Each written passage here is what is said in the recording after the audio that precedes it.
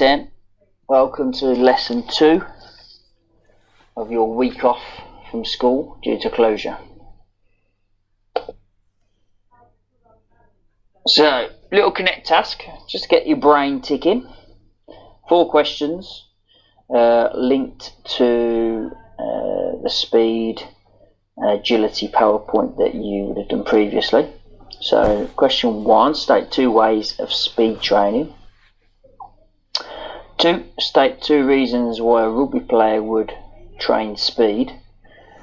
Think about some of the situations in a game that they may need speed. 3, which event would train speed the most? So would it be a 400 metre sprinter, a 100 metre sprinter, or an 800 metre sprinter? Mr. Paskin plays as a defender in football. Explain a situation where Mr. P would need to use his speed. So think about in a game of football where a defender would need to use speed. Okay? Obviously while you're... Okay, so what we're looking at? We're looking at training methods to improve aerobic endurance. We need to be able to relate to real life sports and sports performers. We want to be able to explain how each method can be carried out and why. Just look at the key vocabulary in there as well. Alright, it's quite important. Some wording in there that you may have come across a little bit, some not at all. You're going to need a bit of your biology knowledge today. Okay, so a little connect to. What do these 2 events have in common?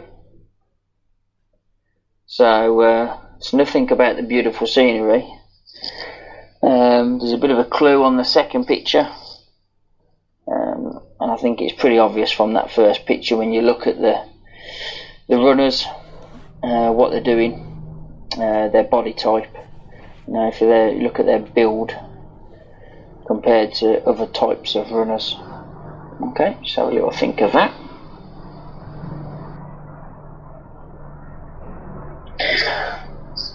So, starting to introduce aerobic endurance first. We need to get a handle of what aerobic endurance means, what it is, before actually getting into continuous training and any other methods of training that we can use to improve aerobic endurance. Okay, so at the informed stage now, so I'm giving you some information. Okay, simple definition there, the ability of the cardiorespiratory system, where we breathe in air through the lungs and carbon dioxide is obviously then breathed out.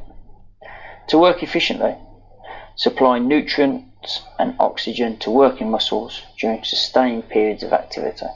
Alright, in other words, long periods of activity.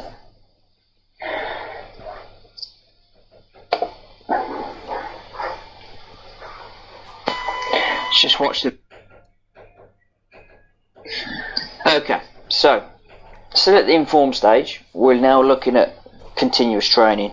We know what aerobic endurance is. We know that aerobic endurance is about getting that oxygen and the nutrients from the lungs and the heart to the working muscles of the body. We know that's really important. So, continuous training is about trying to train your heart and lungs to be able to produce the oxygen to those working muscles for long periods of time. You know, you think of a runner or somebody that will go out on their bike. The first time they ever do it, they might be able to do it for 15-20 minutes. The next time they might be able to do it for 16 minutes and 17 minutes and so on. And it's because they're training the heart and lungs to be able to produce that each time.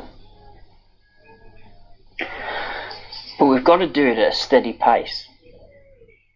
Alright? Think about it yourselves. If you was to sprint, would you be able to sprint for 20 minutes? For 30 minutes non-stop? No. It's impossible. So it's about getting that nice, easy, steady pace, like a jog. For some of you, it might be a slow jog. For some of you, it might be a little bit quicker than a jog. Alright, and it might not just be about running, okay? It can include cycling, rowing, even fast walking. You must train. Okay, now let's go on to the explore stage. So in the inform stage, I informed you of aerobic endurance and the importance to that, and I've informed you about continuous training and the importance to using the method of continuous training to improve our aerobic endurance. Now what we need to do is actually think about which types of athletes, sportsmen or women, will probably use continuous training to improve their aerobic endurance. So they can exercise, they can take part, they can perform for long periods of time. Okay, so let's look at the first example. Tour de France, cycling. This is where the cyclists will literally cycle for 21 out of 23 days. They'll only have 2 rest days in those 23 days. They are cycling all day. More than 30-40 miles a day. Okay? So would they need to train continuously on their bike? The answer is obviously yes. Okay? So what I want you to do is look at the next one, long jump. What is long jump? What sort of training would they have to do? Does that link to continuous training and aerobic endurance training? Have a think. Okay, so once you've done that explore, we've obviously informed you of a lot of information. You've explored and linked sports performers to continuous training and aerobic endurance. Now it's about you being able to apply. So look at the picture in front of you. Who is it? Okay, I know it's pretty obvious because, well, it should be obvious. He's a British champion, a British Olympic champion, and his name's on the front as well. Look at the different questions. I want you to go through those questions about this person. If you don't know the answers, go and find it out. Alright, you should know the answers just by what we've learnt before. Okay?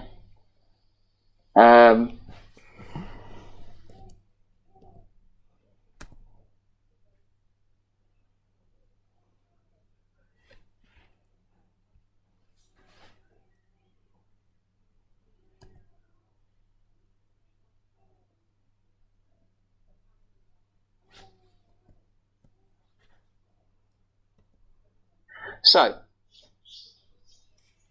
my group might know the answers to some of these, or have heard of fartlek before because we've done it through practical, which I'm sure the rest of you have as well.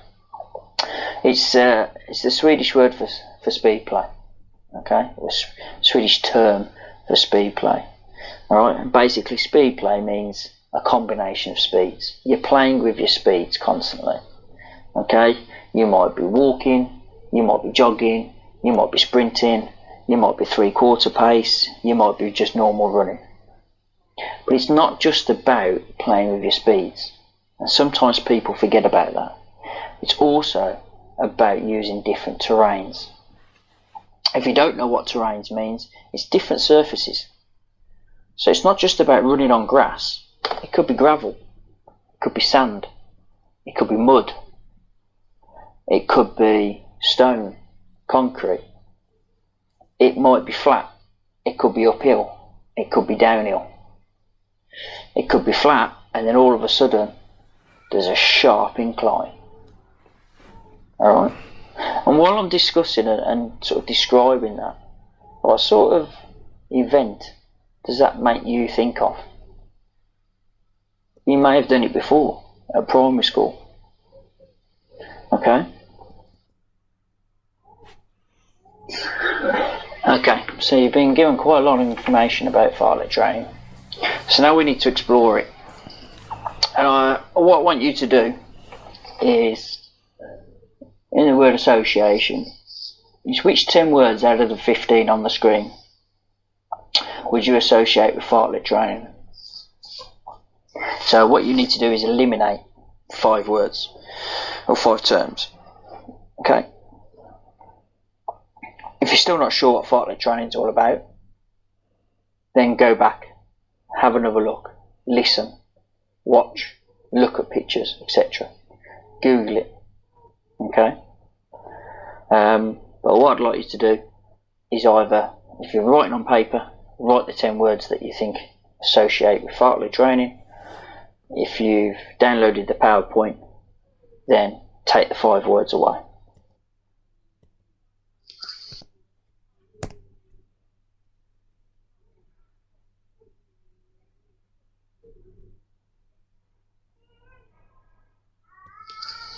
Okay, so just to finish off in the apply stage, 3 questions that I want you to answer.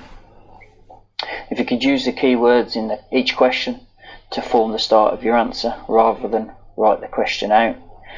So for example, with question 1, state what sports would find fartlek training useful and the reasons why. You could start with whatever sport you choose would find fartlek training useful because. Okay. 2, explain why a sprinter would not find fartlek training useful. Again, use the information that you've gathered about fartlek and think, why would a sprinter, a 100-metre sprinter, 10 seconds of work, unless you use Usain Bolt. 3, describe how you would train through fartlek training for a sport of your choice.